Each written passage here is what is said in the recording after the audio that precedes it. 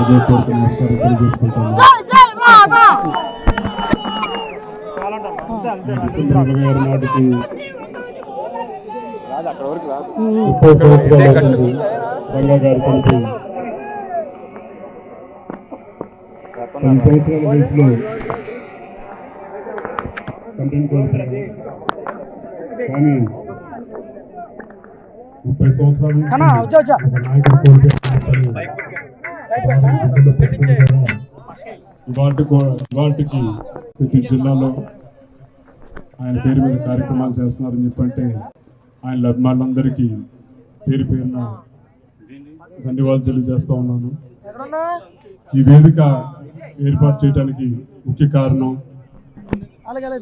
కాటూరుకున్న ఘన చరిత్ర. కమ్యూనిస్టులు కానీ, దాని తర్వాత రాధా గారు కానీ, రంగా గారు కానీ ఇక్కడి నుంచి వచ్చి ఆయన సొంత ఊరిలో ఏదో ఒకటి స్థాపించాలని చెప్పని ఒక కులం, ఒక మతం, ఒక పార్టీకి అనేది కాకుండా ఆయన నమ్ముకున్న ప్రతి ఒక్కరికి కూడా మన చేయగలంత వరకు సహాయం చేయాలని చెప్పని ఒక సంకల్పంతో కొన్ని ఆలోచనలు చెప్పిన తర్వాత పెద్దలు మా నాని గారు కూడా కొన్ని చెప్పారు. ఏం చేద్దాం వృద్ధాశ్రమం అని చెప్పి కొన్ని చెప్పారు. తప్పకుండా అందరు సలహాలు రంగా గారిని నిర్మాణించే ప్రతి ఒక్కరి సలహాలు తీసుకుని మీ అందరు ఆశీస్సులతోటి ముందు అడిగేస్తామని చెప్పండి. మరొకసారి కాటూరు పులిబిడ్డకి జోహార్ తెలియజేస్తూ సెలవు తీసుకుంటాను. జోహార్ విఎం రంగా. ప్రజలందరూ కూడా ఈరోజు నిలదీసే పరిస్థితిలోకి ప్రజలంతా వస్తూ ఉన్నారు. ఏమైనా 15,000 అని చెప్పి చిన్నపిల్లలు అడుగుతూ ఉన్నారు. ఏమైనా 18,000 అని చెప్పి వాళ్ళ అమ్మలు అడుగుతూ ఉన్నారు. ఏమైనా 48,000 అని చెప్పి ఆ అమ్మమ్మలు అడుగుతూ ఉన్నారు. ఏమైంది ఆ 36,000 అని చెప్పి చిన్నపిల్లలు ఉద్యోగం కోసం ఎదుగుతూ ఉన్న పిల్లలు అడుగుతూ ఉన్నారు. ఏమైంది మా 20,000 అని చెప్పి రైతన్నలు అడుగుతూ ఉన్నారు. వీళ్ళకి ఎవ్వరికీ కూడా చంద్రబాబు నాయుడు అనే వ్యక్తి, వాళ్ళ పార్టీకి సంబంధించిన క్యాడర్ సమాధానం చెప్పలేని పరిస్థితిలో వాళ్ళ పార్టీ, వాళ్ళ పెద్దలు అందరూ కూడా ఏం చేస్తూ ఉన్నారు? Diversion politics. ప్రతిరోజు ప్రతి నెల ఒక టాపిక్ తీసుకొస్తారు. ఏదో ఒక టాపిక్ తీసుకొచ్చి గోబల్స్ ప్రచారంలో భాగంగా ప్రతి ఒక్కడు దాన్ని అందుకుంటారు. ఓసారి తిరుపతి లడ్డు అంటారు, ఇంకొకసారి జూన్లో ఋషికొండ భవనాలు అన్నారు, జూలైలో శ్వేతపత్రాలు మదనపల్లి ఫైల్స్ అన్నారు, ఆగస్టులో ముంబై నటి నా పేరేం పేరు కాదాంబరి అన్నాడు, సెప్టెంబర్లో ప్రకాశం బ్యారేజీని బోట్లతో ఢీకొట్టి గేట్లను పడగొట్టాలని చెప్పి మనం ప్లాన్ చేసినామని అంటాడు.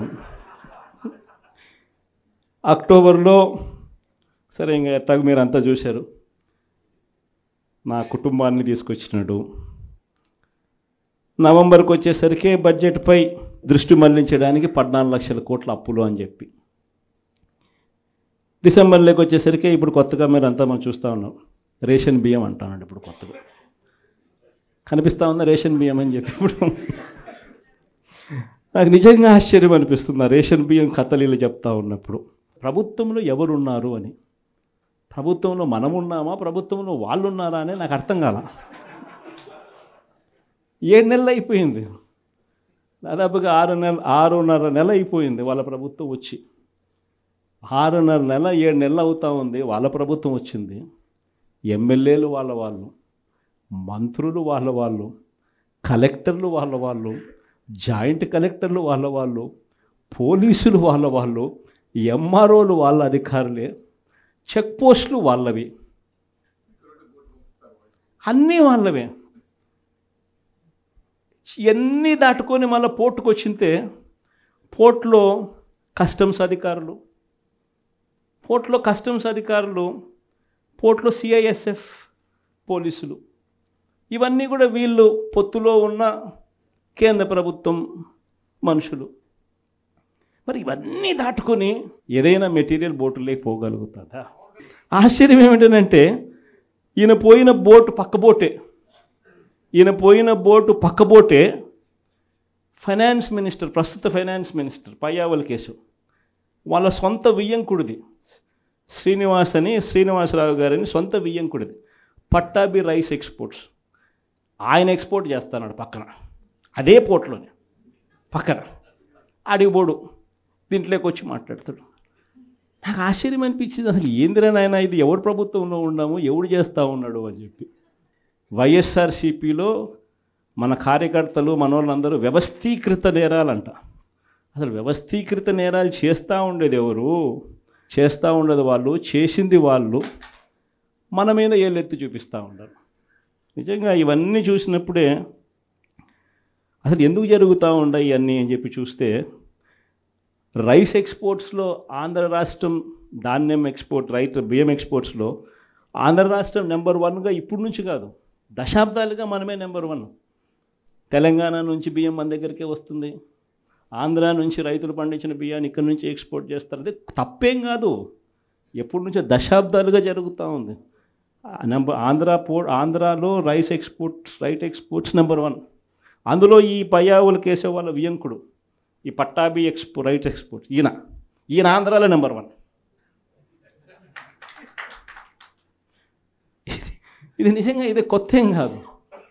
ఎందుకనంటే ఇది ఎప్పటి నుంచో జరుగుతూ ఉండేది. బియ్యం అని రైతులు పండిస్తూ ఉన్నారు, రైతులకు గిట్టుబాటు ధర రావాలి, రైతులకు మంచి రేటు రావాలి అని అంటే ఎక్స్ట్రా పండించిందంతా రైతులు ఎక్స్పోర్ట్ చేసుకుంటూ ఉండే సాంప్రదాయం ఎప్పటి నుంచో జరుగుతూ ఉంది. అయితే దీన్ని ఎలా ట్విస్ట్ చేస్తూ ఉన్నారు అనేది ఇప్పుడు ఆశ్చర్యం. మన ప్రభుత్వంలో డీలర్ల వ్యవస్థను మనం పక్కన పెట్టి ఇంటి వద్దకే బియ్యం సప్లై కింద మనం MDUs తీసుకొచ్చి, మొబైల్ డిస్పెన్సింగ్ యూనిట్లను తీసుకొచ్చి ఇంటి వద్దకే బియ్యం సప్లై తీసుకుపోయినాం. మొట్టమొదటిసారిగా మనం బియ్యం క్వాలిటీని పెంచినాం, మధ్యస్థు సన్నకార బియ్యం ప్రమోట్ చేసినాం, ఇవ్వడం, స్వర్ణ బియ్యం అని తీసుకొచ్చి షార్టెక్స్ చేసి 800 కోట్ల సంవత్సరానికి అదనపుగా ఖర్చు పెట్టి బియ్యంలో నూకల శాతం తగ్గించి షార్టెక్స్ చేసి ప్రజలకు మంచి బియ్యం, తినగలిగిన బియ్యం ఇస్తే వాళ్ళు ఎదురు అమ్ముకునే పరిస్థితి ఉండదు అని చెప్పి దానికి ఫుల్ స్టాప్ పెట్టే కార్యక్రమం చేసింది ఎప్పుడైనా జరిగిందేనంటే అది ఒక్క వైఎస్ఆర్సీపీ ప్రభుత్వ హయాంలోనే జరిగింది. ఈరోజు వీళ్ళు ఏం చేస్తూ ఉంటారు? ఈరోజు ఒక పద్ధతి ప్రకారం ఫస్ట్ ఇంటి వద్దకే బియ్యం ఆపేసినారు. వాళ్ళకి ఇచ్చే బియ్యం ఇంతకుముందు మనం షార్టెక్స్ చేసి మంచి క్వాలిటీ బియ్యం మనం ఇస్తూ ఉంటే, మధ్యస్థ సన్నకార బియ్యం షార్టెక్స్ చేసి మనం ఇస్తూ ఉంటే ఈరోజు లేదు. ఈరోజు నిర్వీర్యం చేశారు. చేసి వీళ్ళు ఇవన్నీ చేస్తూ ఉండి